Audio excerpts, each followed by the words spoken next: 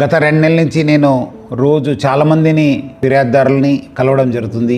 రకరకాల పేరుతోని రకరకాల చీటింగ్ అయిన వాళ్ళతోని కేసెస్ ఉంటావు. బట్ కొన్ని కేసెస్ చాలా అంటే చాలా బాధ కలిగిస్తుంది. ఎందుకంటే చాలా మంది అమ్మ నాన్నలు వచ్చి మా పిల్లలు మనకు పట్టించుకుంటలేరు, మా ఆస్తులు రాపించుకొని మనకంతా బయట పంపించారు, లేదంటే ఒక చిన్న ఇల్లులో పెట్టారు, మనకు రోజు కూడా గడపడము చాలా కష్టమవుతుందని చెప్పి వాళ్ళు చెప్పడం జరుగుతుంది. వాళ్ళందరూ కూడా పిల్లల్ని పిలిపించి మీరు కౌన్సిలింగ్ చేయండి సార్, కేసు కట్టండి అని చెప్పి చెప్పడం జరుగుతుంది.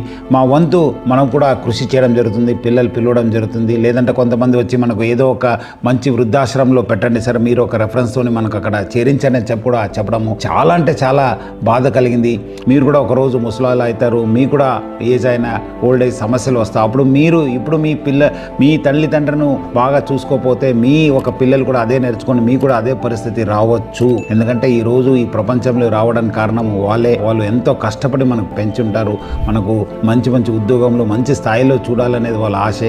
మనము ఆ స్థాయి చేరిన తర్వాత వాళ్ళని మర్చిపోవడం అనేది చాలా అంటే చాలా మంచి పద్ధతి కాదు, చాలా ఒక హీనమైన చర్య. సో ప్రజలందరూ కూడా కోరుతున్నాను, మీరందరూ కూడా మీ తల్లిదండ్రులను జాగ్రత్తగా చూసుకోండి. అలాంటి కేసు ఉన్నప్పుడు డెఫినెట్లీ మనం కూడా స్ట్రింజెంట్ యాక్షన్ తీసుకుంటాను. వాళ్ళ పిల్లలపైన వాళ్ళకి సంబంధించిన వాళ్ళు ఎక్కడ పని చేస్తాను వాళ్ళు కూడా దృష్టికి తీసుకెళ్ళడానికి ప్రయత్నం చేస్తాను. ఎందుకంటే మళ్ళీ వాళ్ళు కూడా తెలియాలి చట్టం తన పని చేయాల్సి వస్తుంది. సో ప్రజలను కూడా అవకాశాన్ని కల్పించొద్దు, అమ్మ నాన్నల్ని బాగా చూసుకోండి అని చెప్పి నేను ప్రజలను కూడా మరీ కోరుతున్నాను.